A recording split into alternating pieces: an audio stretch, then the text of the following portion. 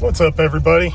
Gonna try something different today. So a little while ago I purchased a XDm Elite compact 9mm, one of the few options you can get with the XDMs from California.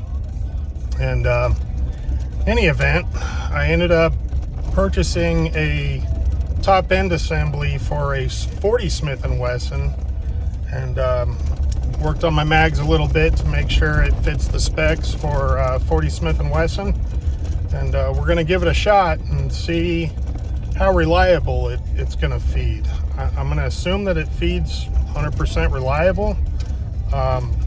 Looking into their parts, it looks like it's the same ejector for both 9mm and 40, and then with all things on the top end assembly being made for 40.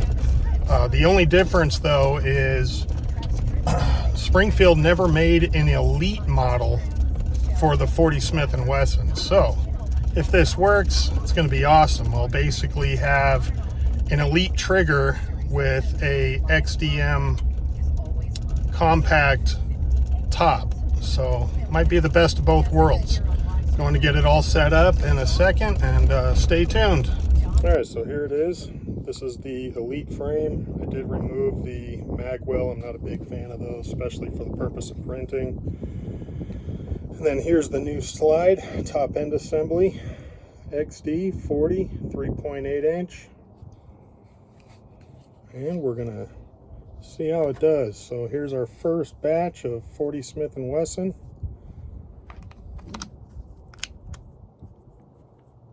Let's cross our fingers.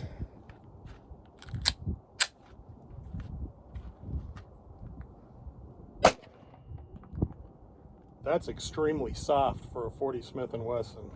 My gosh. Alright,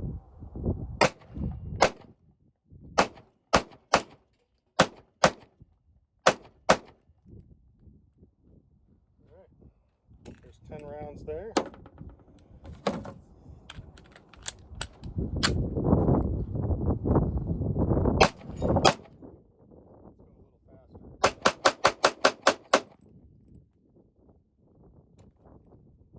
There. Now this is a Pro Mag 10 round. Let's see how it does. The springs definitely feel a little lighter in this one, so take it for what it's worth.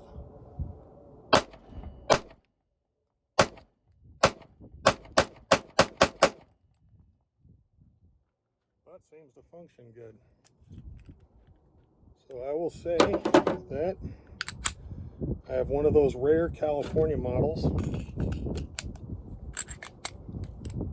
that will shoot in 40 Smith & Wesson.